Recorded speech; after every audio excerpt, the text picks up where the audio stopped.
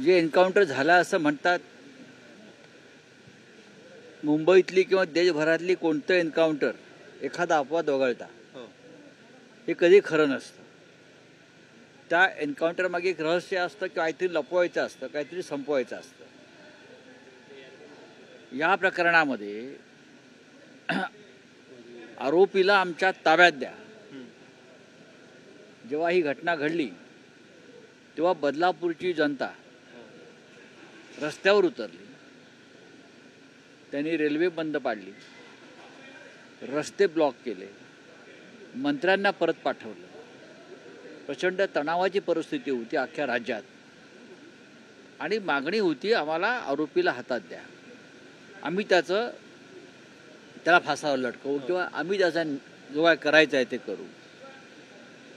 तेव्हा मुख्यमंत्री सध्याचे गृहमंत्री यांनी सांगितलं की असं करता येणार नाही. महाराष्ट्रात कायद्याचं राज्य आहे. आम्ही फास्ट ट्रॅक कोर्टामध्ये खटला चालवून आरोपीला शिक्षा देऊ. त्यानंतर या सगळ्या आंदोलकांवरती दुसऱ्या दिवशी गुन्हे दाखल केले. त्यांनी कायदा हातात घेतला म्हणून, त्यांनी कायदा हातात घेतला नव्हता तर आरोपीला शिक्षा द्या. आणि आरोपी एक नव्हता, ज्याला आज एन्काउंटर केला असं दाखवतात तो आणि संस्थेचे चालक संचालक असं मोठं ते एक सर्कल आहे. पण एकाच आरोपीला अटक केली आणि परत त्यांना जे गुन्हे दाखल केले आंदोलकांवर ते असे नाही गुन्हे दाखल केले, त्यांच्या घरात घुसून खेचून त्यांचे गुन्हे दाखल केले, त्यांची धिंड काढली. आता माझी मागणी अशी आमची आहे, एन्काउंटर खरं की खोटं हे जनतेला माहिती आहे काय आहे ते. ज्या आंदोलकांवर गुन्हे दाखल केले मग ते गुन्हे का दाखल केले तुम्ही? आंदोलकांची जी मागणी होती तीच तुम्ही केलेली आहे. आंदोलकांवरचे गुन्हे आधी मागे घ्या सर्व. दुसरं माझा मुद्दा असा आहे, आरोपीच्या हातात बेड्या आहेत. मी ट्विट केलंय, आरोपीच्या तोंडावर बुरखा आहे. आरोपीच्या हातात बेड्या आहेत, आरोपीच्या तोंडावर बुरखा आहे, तरी सुद्धा कल्याण जंक्शनला तो आरोपी म्हणे पोलिसांची बंदूक खेचतो आणि गोळीबार करतो. संडास साफ करणारा पोरगा गोळ्या कधी चालवायला लागला? त्याला गोळ्या चालवायचं ट्रेनिंग कोणी दिलं? का आतमध्ये तुरुंगात असताना ह्याच लोकांनी त्याला दिलं? बुरखा आहे, हातात बेड्या आहेत. 24 वर्षाचा तो गुन्हेगार आहे, आरोपी आहे, भयंकर आहे. तर तो 24 वर्षाचा संडास साफ करणारा माणूस मुलगा पोलिसांना कमरेला लटकवलेली बंदूक खेचून घेतो असं म्हणतात. बरं, पिस्तूल लॉक असतं, पिस्तूल लॉक असतं ना. हे सगळा प्रकार संशयास्पद आहे.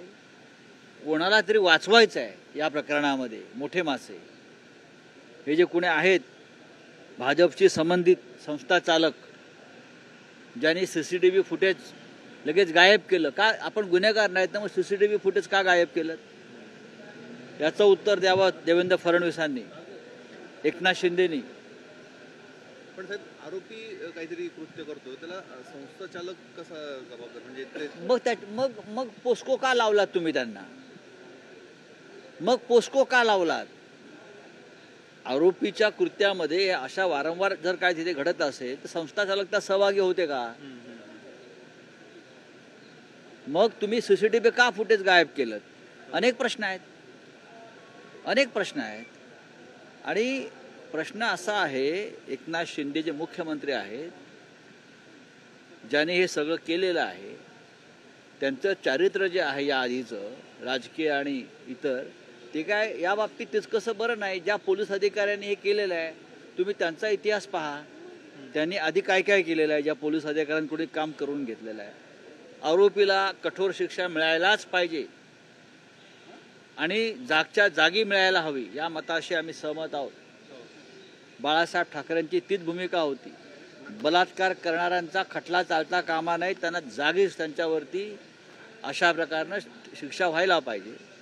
मग त्या दिवशी जनता तेच करत होती. तुम्ही त्यांच्यावर गुन्हे दाखल केले, पण ते कायद्याला धरून आज. मग हे कायद्याला धरून आहे का?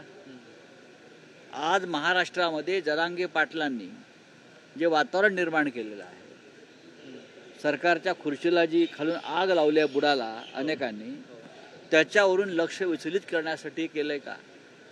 महाराष्ट्र